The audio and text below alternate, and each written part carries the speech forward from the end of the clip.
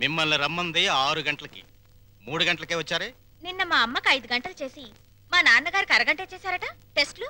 మీ అమ్మకి చేసిన అన్ని టెస్టులు ఆల్ రైట్. మీ నాన్నకి చేసిన మొదటి టెస్ట్లోనే కొన్ని అనుమానాలు వచ్చాయి. అందుకని కన్ఫర్మేషన్ కోసం ఈరోజు రమ్మన్నాను. అయితే ఆయన పరిస్థితి? మీరు షాక్ కావద్దు.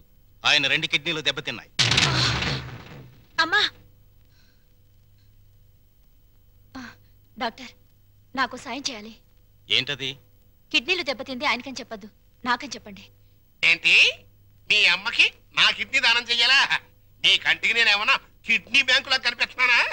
చూడు తల్లి, కష్టపడి ఎన్నాళ్ళు దానికి పెట్టాల్సినవన్నీ పెట్టేశాను. తెగదిని నేషనల్ హైవే మీద మైల్ రాయిలాగా ఫిక్స్ అయిపోయింది. ఇంకా నో మోర్ పెట్టటాలు. మరి ఇప్పుడు నా బతికేలాగా? ఆ సింపుల్.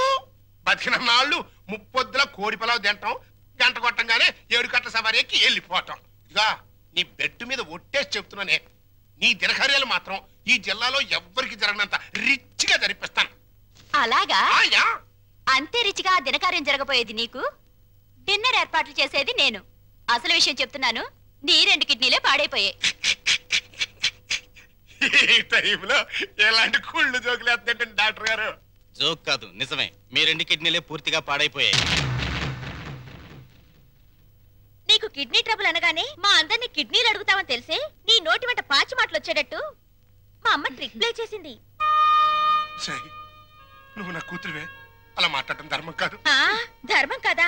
మా అమ్మని ఎప్పుడైనా కట్టుకున్న భార్యలా చూసావా? ఉంపుడు గత్తగానే చూసావు. అమ్మ అంటే నిజం, నాన్నంటే నమ్మకం.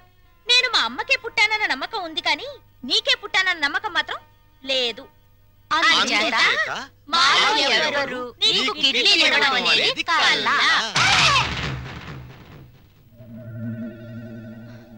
డాక్టర్,